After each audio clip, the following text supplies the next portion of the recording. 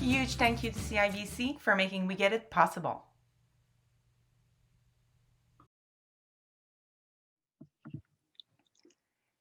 Good morning for us. Good evening to everyone who is joining us live on Facebook. My name is Karine. I'm the program director with Young Adult Cancer Canada, and this is a new episode of We Get It. This week, I am thrilled. I'm with two really wonderful individuals. I'm with Shiva and Ashley, and we're going to have some pretty important conversation together today. We're going to talk about racism. We're going to talk about ableism within our healthcare system, within the cancer system. And even if we have time, Ashley, we might touch on the reality of some of the conversation we're going to have today in COVID, mask, face hidden world that all of us have been going through. But that for some, it meant that the disability they were living with brought extra layers of challenges that most of us never thought of. So super important conversation. I am super grateful to be with you both.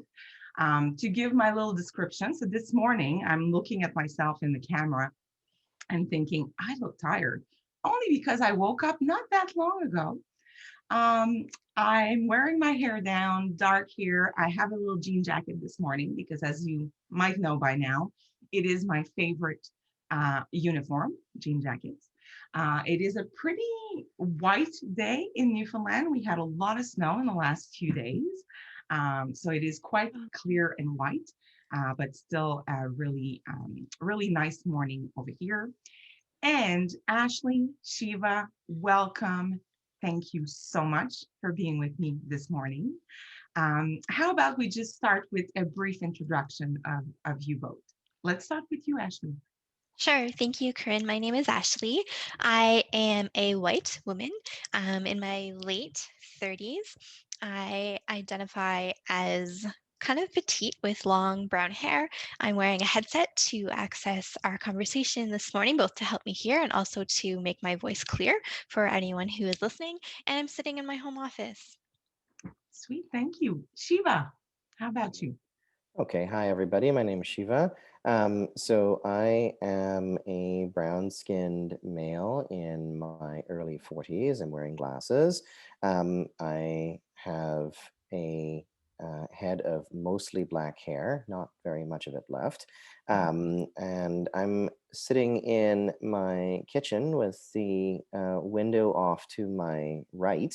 And I'm today just hanging out here with earbuds on, wearing a purple and gray sweater. Wonderful. Thank you so much. All right. Let's dive in.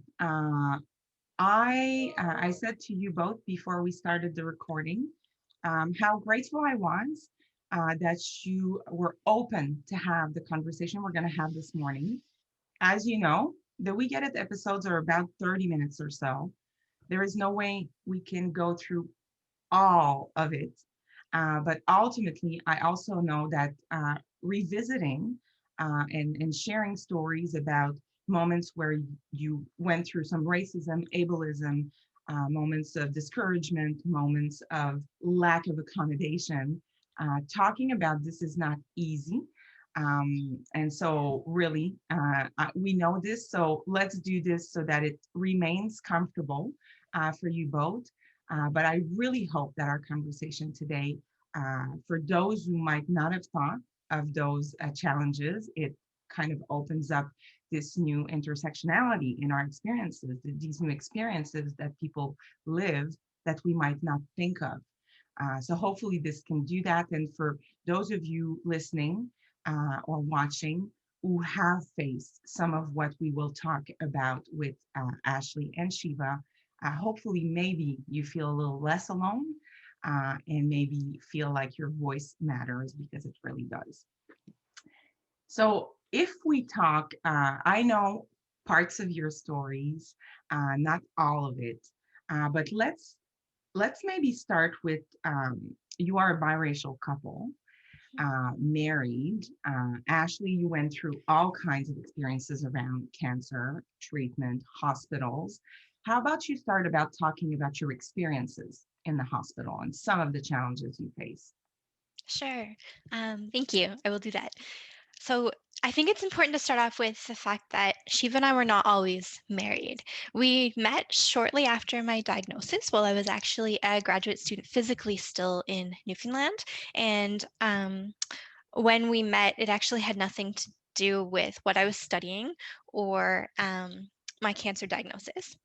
So I've been hard of hearing my entire life, and I'm very passionate, have always been around creating opportunities for people with disabilities to feel belonging, build belonging, and just to really be part of the communities that they choose to engage in. And so Shiva and I met on that front when he was starting this big research project. I was still before treatment, but after my diagnosis. And of course, I had a slow growing cancer, so we didn't jump to treat it right away, and that was okay with our doctors.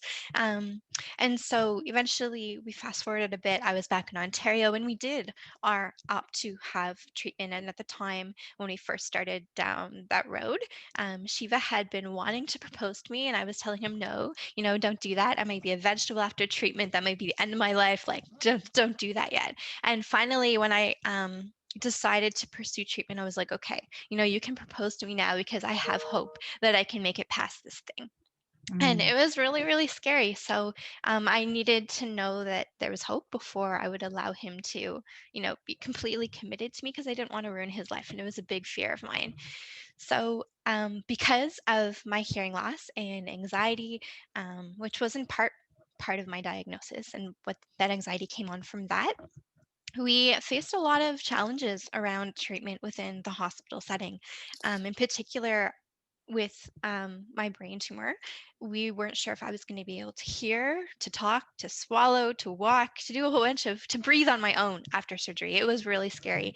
And of course, as someone with a hearing loss, most people around me don't understand how it is they communicate with someone who communicates orally with a hearing loss. Most people are more familiar with sign language interpreters and sign language and those types of accommodations. And the hospital system, funny enough, will offer you accommodations if you don't speak English or French, but mm, they don't offer any accommodations for anything else. We had to fight for them.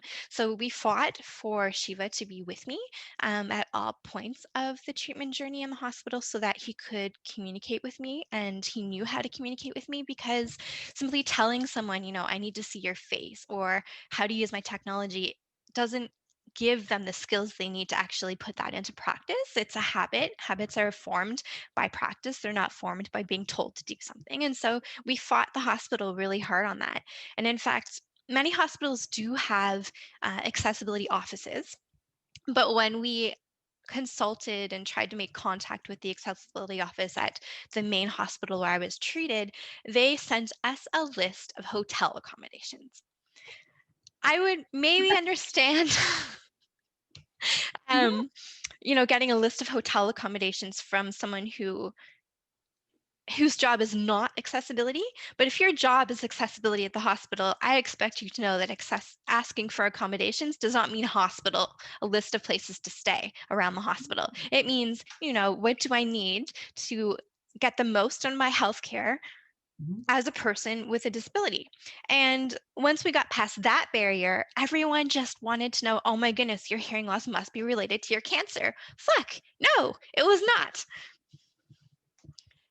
It's okay. Like, it's totally probable to have a cancer diagnosis as a young adult and have um, accessibility issues that may be related to your cancer journey, but they may also be long-standing. And there's a really significant implicit bias in the healthcare system around young adults that if you have a disability, it must be related to your cancer. Mhm, Um, mhm, so it was a big challenge. We did get the accommodations we were looking for, but there's a lot of tears and extra trips to the hospital and lots of extra phone calls to try and realize some of the requests we were asking for around accessibility. And then for Shiva, I'll let him talk about it himself. He actually has vision loss, and so he needed accommodations too as part of being able to be my caregiver. Yes. So Shiva, let's hear a little bit about your side of the experience. So, I feel like looking back on all of that, it was really interesting in when we were advocating with the hospital, getting the staff to recognize that I was there to help and not there to hinder. And I think once we declared that I had a visual impairment, and I would also require a certain amount of assistance. And for me, it was, look, I don't know the hospital. I certainly didn't know the layout in the surgical areas, or the layout in the post-op care bays, the recovery areas. That Ashley would be in. And so, for me, the best thing to do was actually get a walkthrough. And a couple of walkthroughs, and I felt like I had a better handle on the space. And we kept sort of saying, I'm there to help. I'm there to make sure that Ashley's got no difficulty communicating, that we've got somebody on hand who can help with decision making for whatever reason, if that's needed. And I feel like the pushback was, you're going to get in our way, or this is our job, and what do you know about it? And I mean, look, I'm a healthcare researcher by training, and so it's not that I'm completely naive in a hospital context. And I come from a family background where when a family member needs caregiving, we caregive. It's something that's ingrained in that kind of context. And so being completely naive at this isn't my thing, and being treated as if I was completely naive at this was very, very weird experience. I bet, because for those listening who have gone through cancer treatment, even if we isolated being diagnosed with cancer as a young adult from any other issues, that standing alone would be really difficult for a variety of reasons. One of them could be you're probably the youngest in the waiting room, in the everywhere you go, really. And people look at you as oh my God, can't believe, are you the one sick?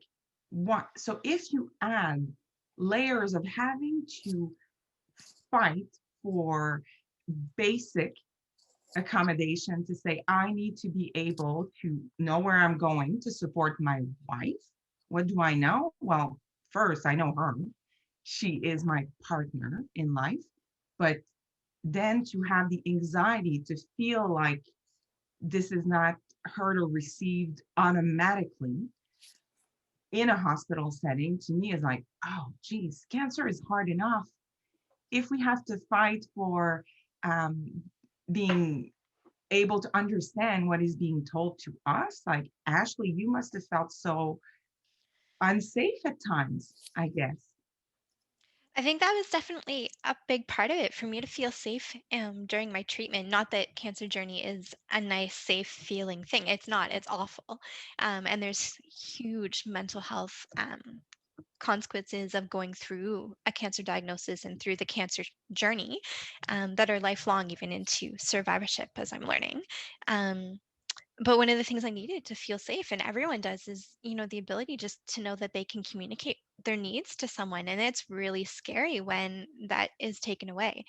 But we also know that for people with disabilities, humiliation and shame about their bodies, about their functional limitations, that is a real genuine thing. And especially around younger people, and the mental health consequences of trying to advocate are significant. Advocacy has a huge cost, as many of you know, because of trying to advocate for your needs in the medical system. And when you have a disability on top of that, or you're experiencing racism or any sort of ism, it's an additional mental health cost and time and energy to try and advocate to get what you need. Mhm. And you mentioned even in some of what Shiva you were sharing, that at times, because you are biracial, they wouldn't automatically see you as a couple. Like Mhm. understand that you are a couple. Yep. Yeah. So we started off, we got engaged shortly after we were planning treatment.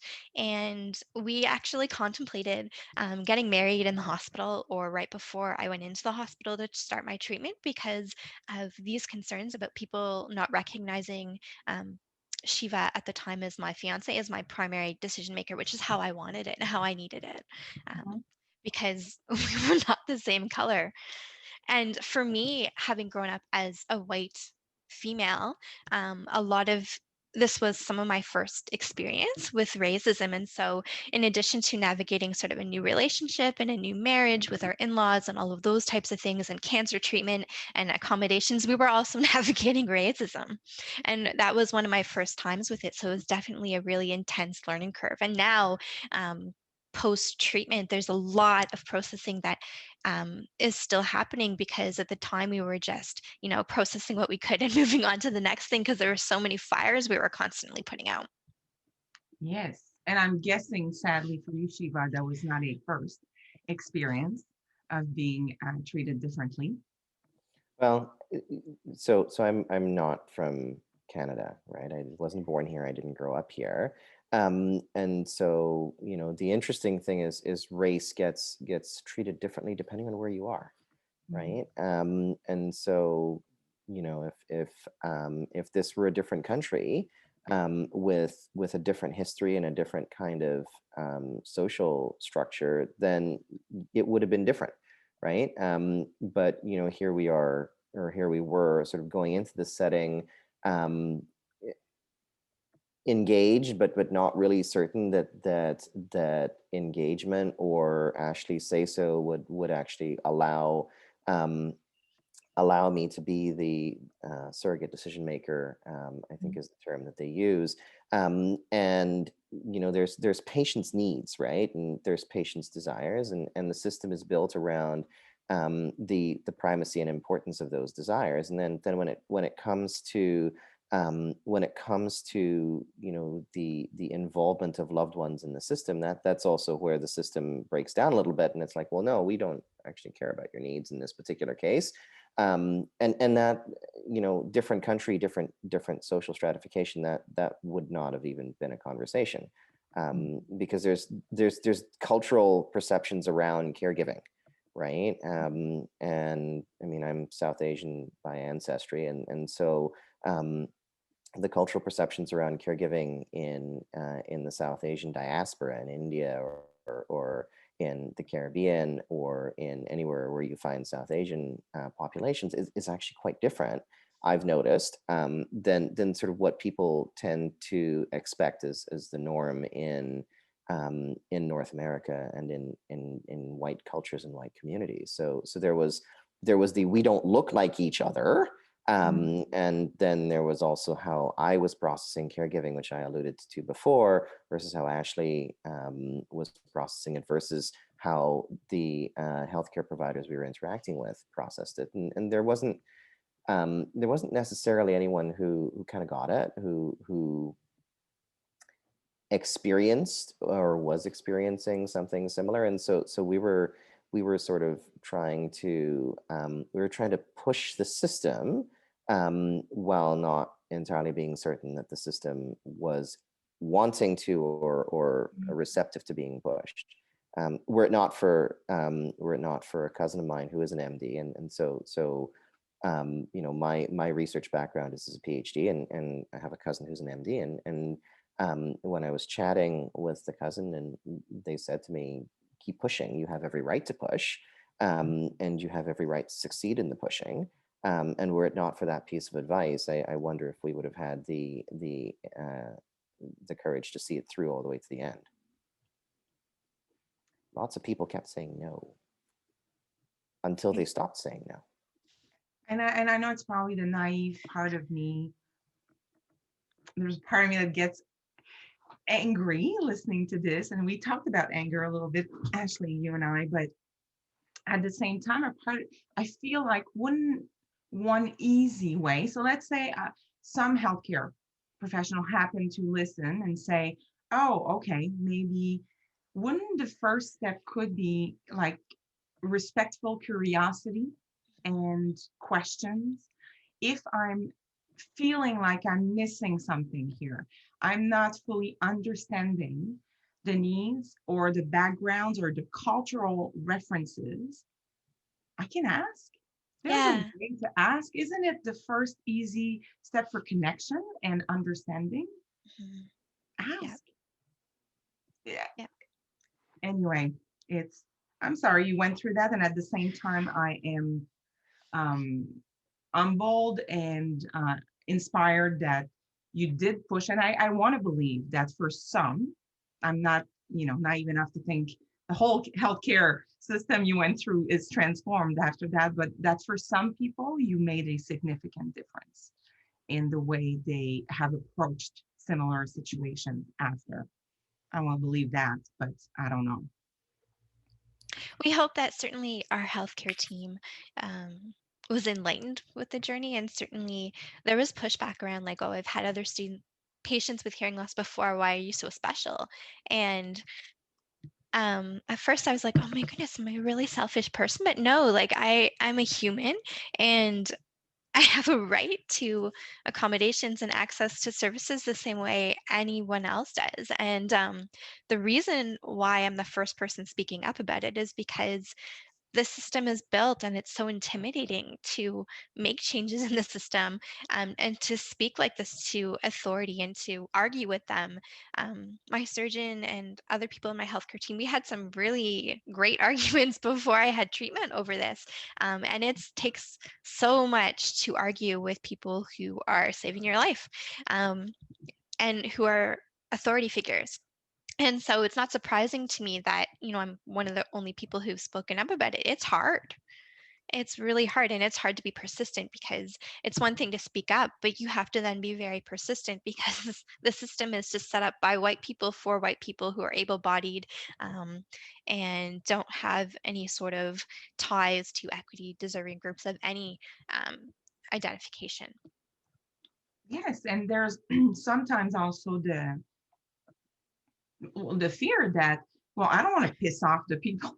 I don't want to piss off the person who's going to open up my skull. Like, even though rationally we know they're professionals, and there's this, irrational, especially when you are anxious and scared, and exhausted from having to fight for everything that should be basic. Yeah. Of course, sometimes it's like, I don't know, should I? Should I push and push and push? I think the answer is yes, because I do think that, professionals are able to say, go sort your little discomfort elsewhere, listen, hear, and see how you can do better. Not everybody does that, but I can see how that plays as well. It's like, I don't know, should I? And I think in some cases, the physicians and the allied healthcare professionals and everyone who's part of your healthcare team, down to the porters and stuff, they're vulnerable themselves. Mhm. And embracing their vulnerability is really, really difficult for them because of the way the system is built, because of the way they've been trained to be perfect or else. And you want them to be good because, your life is in their hands. But we do need to change the culture of medicine and the culture of training so that people are a little bit more vulnerable to go to places that perhaps are less visited, like embracing some of their misconceptions that they may not know they have, or unconscious biases. And I Mhm. think in the system, because it's such a top-down system, all of those medical professionals and allied healthcare professionals have a little bit of a limited capacity, just like patients do, to change the system. Change has to come from the top down, and those physicians, unfortunately, even the physicians who we might see as having lots and lots of authority, they actually don't. And I think there's some real challenges into the structuring of the healthcare system that are preventing these changes, even when members of the healthcare team really, really want to support a patient. And so because of that, you see this passing the buck. So when we finally got our request for accommodations and anti-racism stuff heard, then their common response was, oh, go talk to, the anesthesiologist about this, go talk to X, Y, and Z person about this. And no one wanted to take responsibility for pushing that system. And so when you do make a request and you're trying to change the system and get what you need as a person with a disability or some other need that the system is not covering, that is completely, human and legitimate, you have to expect that you're going to get passed around and have to make a very big ruckus and a roar in order to get heard and get somebody to move somewhere. And the funny thing is, it actually feels like a false sense of progress. It's like, okay, I'm going to have a conversation with person A, and person A says, yeah, I hear you. I think you need to talk to person B. Person B says, okay, yeah, I think you now need to talk to person C. Person C says, this is great. This is fantastic. I'm sure we can do something. Go over there and talk to person D. And then it keeps going, and you start to run out of time. And then you figure out that the best way to do it is just go straight to the top of the particular food chain. And that ends up being how we're actually able to move the conversation, almost at the last minute kind of thing, because as Ashley said, there were a lot of trips to the hospital, a lot of unplanned visits, a lot of asking questions, a lot of phone calls, a lot of people not necessarily knowing what the answer is, or potentially making assumptions, right? Assumptions that come from that place of, your lived experience with a disability is attached to your cancer diagnosis, or that comes from the place of, well, okay, disability doesn't matter, race doesn't matter, this is healthcare, right? And I think that kind of thinking was okay maybe 30 years ago, or was accepted. Okay is the wrong word. It was accepted maybe 30 years ago. But it's not acceptable today, where there's a growing awareness that people are actually people, right? Where none of us are systems of problems to be solved. And the stressful thing in all of this is as the patient to be, that's Ashley, as the caregiver to be, that was me. The question ends up being, well, how do you prepare for treatment while at the same time trying to deal with the extra conversation? Extra is the wrong word, but the layer of conversation on top, that a biracial couple living with disabilities that had nothing to do with a cancer diagnosis, has to actually goose step our way through to get to the end. Yeah. Yes, so much in there. And as I'm listening and looking at you both, but so one of the challenge that young adults face often is that they're young. So they look young, they have the energy and whatever people think. So when they get sick, sometimes it is a bit hard to convince anyone that there is something wrong. And I'm listening to you both, and Ashley, I've known you longer. So Shiva, I don't want to make any presuming ideas, but I feel like you're a pretty brilliant guy. And Ashley, I know how brilliant you are and how um, you're very proactive, you're very articulate, so a part of me feels like, aside from being younger, being so, cultured and well-spoken and knowledgeable, and it's almost like people forget that when you are all of those things, but if you're living with a disability, it takes effort. I know it demands a lot of effort to be functioning on such a high level, which sometimes people would never know if they didn't pay attention, but it's not that seamless. And so sometimes I feel like it makes people in general make less effort or understand less why accommodations are needed, because, well, you're figuring it out, aren't you, Ashley? You're fine. You don't need, where it's like, no, actually, I'm using all my energy to function right now. And I think that is missed on many level when you have, I'm young, I look good, I'm really functional in life on many levels, but I'm living with a disability that is affecting how I'm experiencing cancer right now and care. Yeah.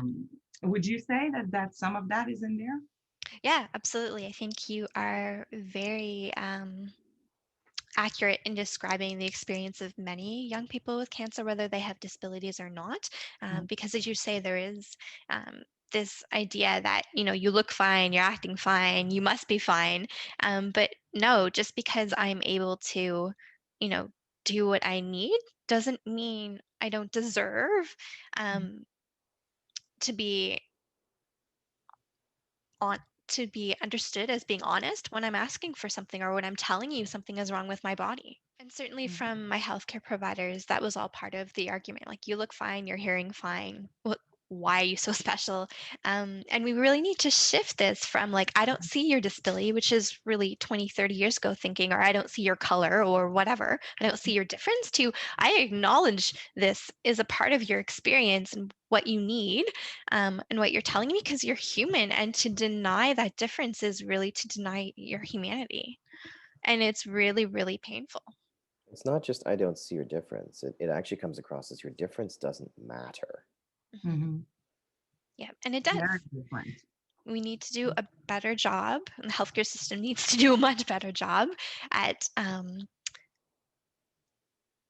being diverse and being open to diversity and different ways of doing things and different ways of thinking. And coming from being a healthcare professional myself, and I can attest to how awful and how difficult that training process was for me as, at the time, a student with hearing loss and a brain tumor and, anxiety and mental health challenges on top of that, how difficult it was to get that system to pivot to give me accommodations as a student, because they're so ingrained on doing everything the same way all the time. And if you do it differently, oh my goodness, we can't possibly do that. There's just a huge bias against doing things in a new way.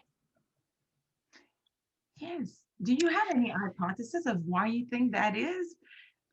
Especially in like when we think of hospitals, when we think of educational spaces, when we think of work, like a part of me feels like for some spaces it shouldn't be that hard. Why is there so much resistance? You think it would help everybody? Mhm. Default thinking, Default thinking? right? And so everyone kind of knows what we know within our own frame of reference, within our own kind of experience set, right? Mhm, Um, and we, again, this is a country that is built by a certain group of people, built in a certain way, built for a certain group of people, um, that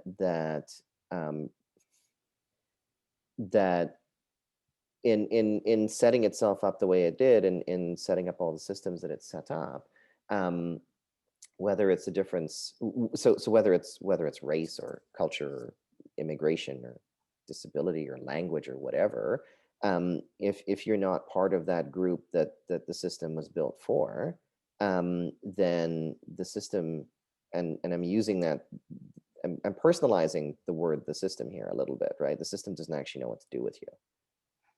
And I think that's the thing, and Ashley and I know how to push buttons, I think is a good way of saying it. mhm, Um, and it was still hard, and there was still a lot, right? And it was still exhausting. At no point did I, as caregiver slash fiance, say no, let's not do this anymore. Although we did have multiple hard conversations about whether we should keep doing it. mhm, And I never said no, which I'm actually grateful for, because if I'd said something so colossally stupid, then I don't deserve to be here right now. mhm, Right? But I mean, the, the people who build a system will think about their perspective and their frame of reference in building that system. And unless you're actually going outside of that, unless you're trying to appreciate everybody else's frameworks, then you're not you're not going to be able to build something that's truly inclusive.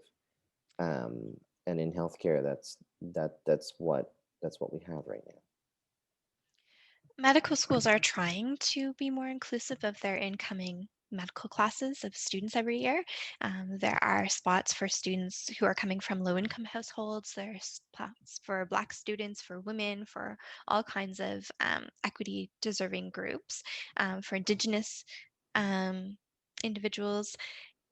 But there are no spots for people with disabilities in medical schools in Canada right now. There is no equity admission around that. And this notion of, the medical student or the medical doctor as a superhuman is an old one, and one that needs to be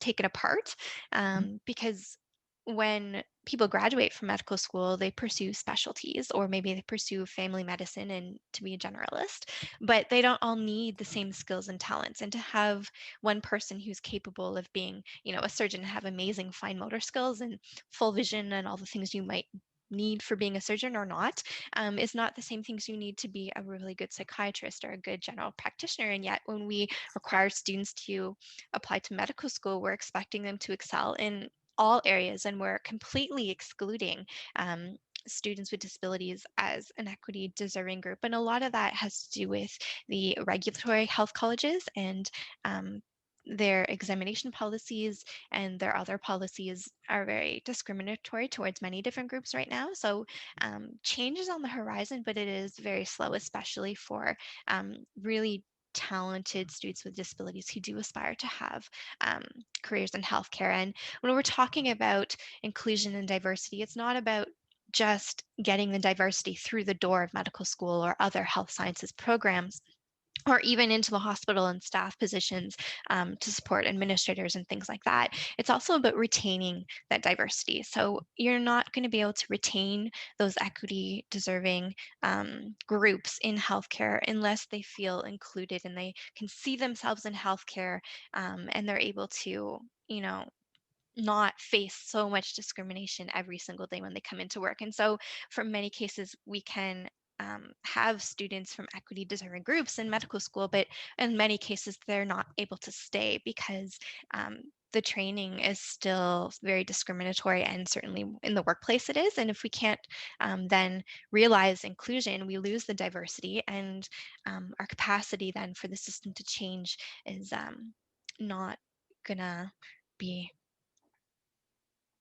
huge. Yes.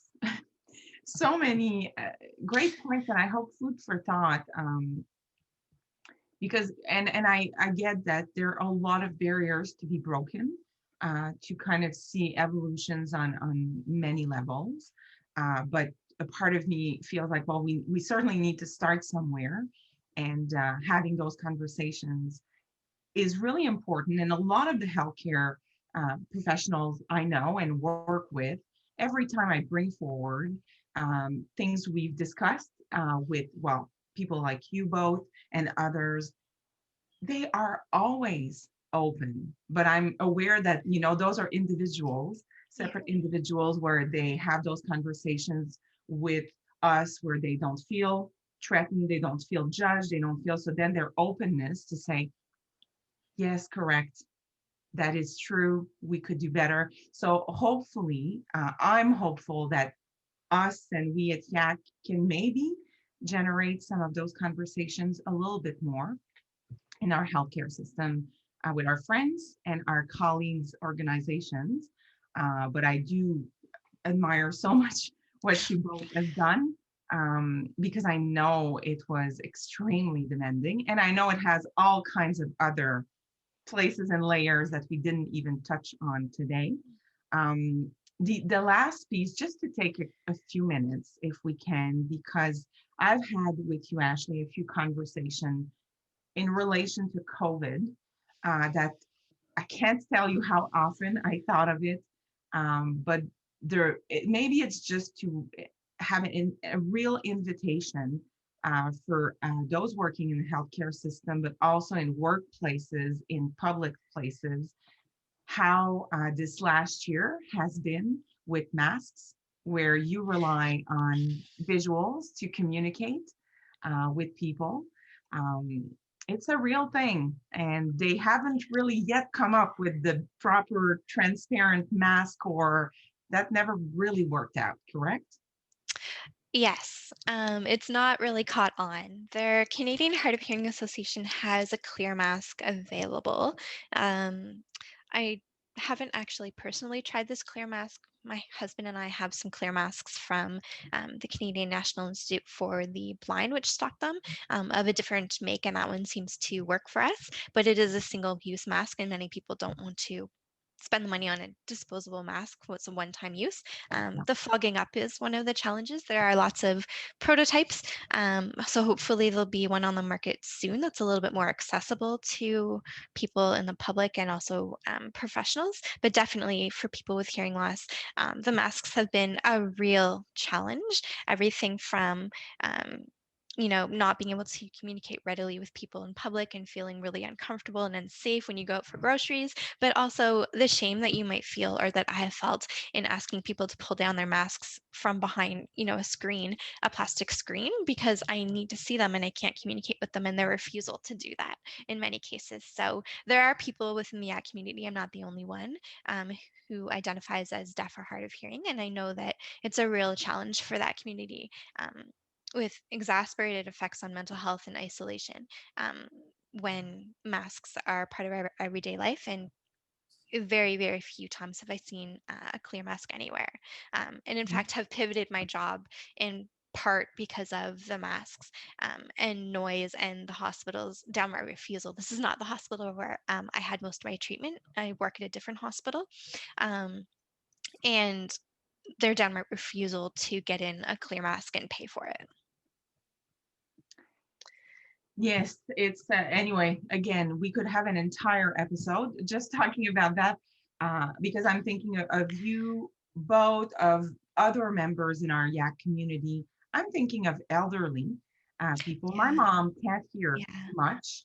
yeah, So the communication, even on the day to day, has been quite difficult. Going to the doctor, yeah, uh, imagine it's I she personally couldn't hear much of what was said to her, and my father couldn't be in the room with her, so there was a lot of things yeah, to consider moving forward. And I feel like I'm bringing it up because I feel like that is sadly another demonstration of how accommodation and prioritizing this is just not in the priority or people's minds in mhm, general. So all of those struggling have to figure their own way and yeah. cope with their own additional stress to communicate. And this has been for a year. So again, I commend you. We're all looking forward to the end of this, hopefully. Oh, yes, that's good. Yes, me too. Do you, well, before we close, do you have any last words? You don't have to, but anything you would like to kind of leave here for people to maybe mull over and think of? I want to thank Yak for inviting us to speak on this topic. It's a topic, obviously, that's really important to both Shiva and myself, even before our cancer diagnosis, that piece around equity and inclusion. And for Yackers who may be listening right now, thank you for tuning in and listening to what we have to say. But if I could leave you with anything, it would be that you're not alone. The isolation that you may feel because of a need that's unmet because of the system that we're in, on being unwilling and unable to recognize the diversity that you bring to the table, that is a real sense of stress emotionally and mental health wise, and you're not alone. It does take an unbelievable amount of courage and energy to confront that. And you're all really, really, really brave to be on this journey in the first place of dealing with cancer as a young adult. But just feel free to reach out to us anytime. We're more than happy, or I'm more than happy to continue this conversation with people offline. Thank you, Shiva. Anything to add? I think the only thing that I would add is sometimes we all of us will just accept something as part of our experience and not question why. Accept that it's tiring and it's stressful, And there's mental health and wellness associated with it, and the kind of journey that Ashley and I have talked about on this episode, I think speaks to that. We could have just accepted this for what it was, and felt the strain, felt the tiredness, felt the exhaustion, and not questioned it. And so questioning it brings its own set of tiredness and exhaustion and stress and everything. But the system doesn't need to be taken for granted. And there are many things that the system can do, that we can do with the system, whether it's ability related or class or race or gender or anything, that could actually improve our journeys through as caregivers, as patients, as survivors, people undergoing treatment. And it's actually worth it to think about that, right? And to think about, this is one, it's an interesting story, but hopefully you'll take the time and reflect and say, is any part of this something that I might be experiencing for myself that I'm just not conscious of right now? And if so, what can I do about it? Thank you. This is really, really a great conversation. Again, for me, it got me to think of more things. Thank you both so much for this. I think there is so much benefit to thinking of those experiences for the collective life experience in the world we live in, and definitely in our healthcare system. Thank you both for what you shared today. I'm extremely appreciative. For those of you watching, as you know, every Monday I make a point to remind myself and whoever needs it to just breathe. And today I'm gonna add to just listen as well. So as you take a breath in your day, I'm thinking of definitely our healthcare workers who are like getting to the point of exhaustion and stress. These conversations are not meant to shame anyone. They are meant to open our hearts and open our minds on ways where we can interact with people better. So anytime you're starting to feel overwhelmed, remember to just breathe and also to just listen to the person in front of you. And when we listen from our hearts, we find clarity for the questions that could bring the conversation further and forward, for safety, for honesty. So I'll leave us with that. Just breathe, but just listen. Thank you again. Hope you all have a good week and that we get to see you next Monday, 7 p.m. Eastern, live on Facebook. And all our episodes are also on our YouTube channel. Thank you. Have a good rest of the day. Bye. Bye, everyone. Thank you.